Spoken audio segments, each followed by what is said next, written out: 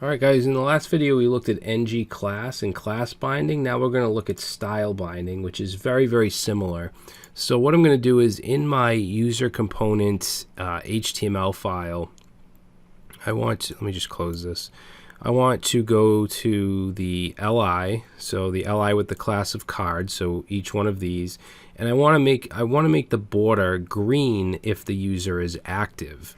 Okay, we bind the BG Light class to the element if the user is active. Now what I'm going to do is put in a style dot and then let's say border dash color.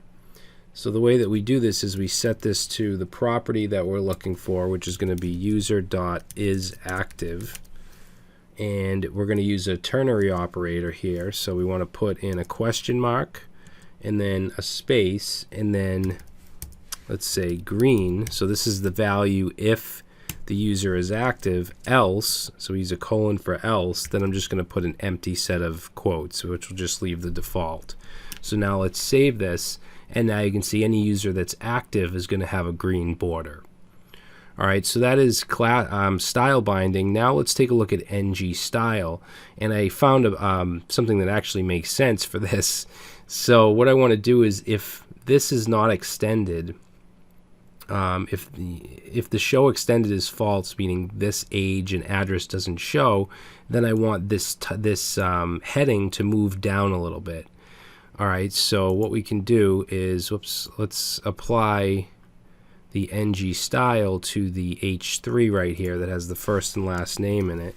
So we'll say ngStyle, and it works just like ngClass. We're going to set it to a property called current styles, and we'll save that. We'll go to our component and we'll create a property called current styles and set it to an empty object. And then let's create down here a method called set current styles. Okay, and then let's see what we want to do from here. We want to take that current styles property and set an object, and then we're going to take the padding top style, and let's say the property that we want to look at is show extended, and we're going to use a ternary here, and we're going to say 0 if it's not, or if it is show extended. We don't want padding on the top, so it'll be 0. Else, then we want, let's say 40 pixels. Alright, so let's save that. Now it is show extended, so nothing will change, but if I go up and I set show extended to false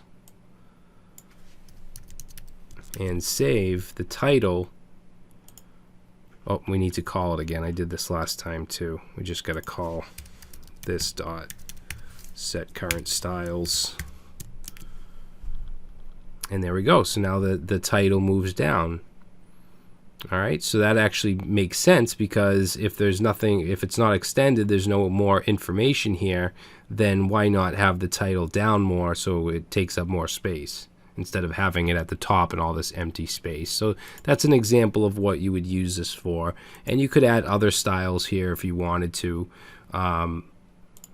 Maybe make the font bigger. We could do that. So if we say, not font family, font size, this dot show extended. So we'll just leave the default if it is show extended. If not, then let's set it to 40 pixels, which is kind of big, but that's alright. So now if we go back up here and we set show extended back to true and save, you can see that the heading goes back to normal and it gets pushed up, the font size goes back. So that's an example of where to use something like ngClass. I'm sorry, ngStyle. All right, so that's going to do it for this video, guys. In the next one, we're going to take a look at pipes.